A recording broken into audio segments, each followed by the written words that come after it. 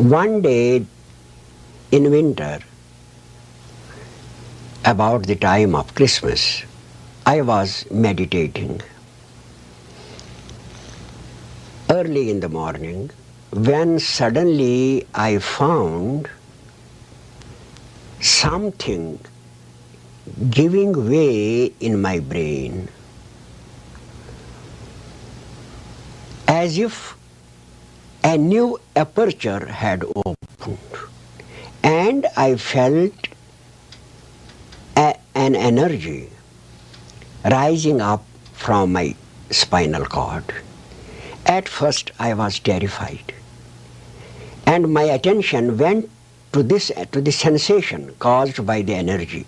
The moment my sensation went towards it, the vision ceased. Then I again concentrated, and ultimately I managed to keep my attention at the crown of my head while the energy rose upward and upward through the spinal cord to the neck and then into the brain. And then I suddenly found that a stream of silvery light was pouring into my brain.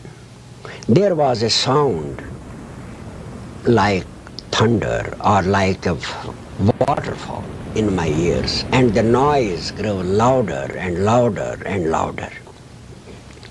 At the same time, I began to expand. I cannot describe to you exactly what I mean by this, but it seemed that my consciousness was now gaining a wider and wider space, and I was leaving my body behind and projecting myself, spreading myself all around in the universe. The body grew dimmer and dimmer and dimmer and dimmer, and I could hardly hear any noises coming from the street. I remained totally engrossed in the vision that was now unfolding before me. It was the vision of a silvery luster, alive, living, vibrant with life, conscious, but spread all around me. The small self that was I seemed to become like a point of awareness watching this great personality that had now developed, this great intelligence which seemed to encompass the whole universe like a small cork floating in an ocean, aware of the whole surface of the ocean itself. It was almost a condition like that. I felt as if I was a small point of awareness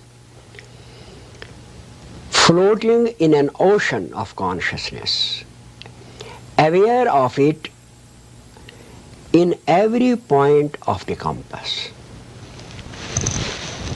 I felt myself expanding and expanding, and this expansion was also attended by a happiness which it is not possible to describe. I felt in a state of jubilation, happiness and elation, which I had never experienced in my life before that time. It was an incredible spectacle, and I was completely baffled as to what had happened to me. But I continued to sit and to contemplate this vision with all the power of my attention. In fact, it was not I, the vision drew me to it. I was fascinated. My whole attention was attracted as an iron filing is attracted by a magnet. I could not withdraw my mind out of it.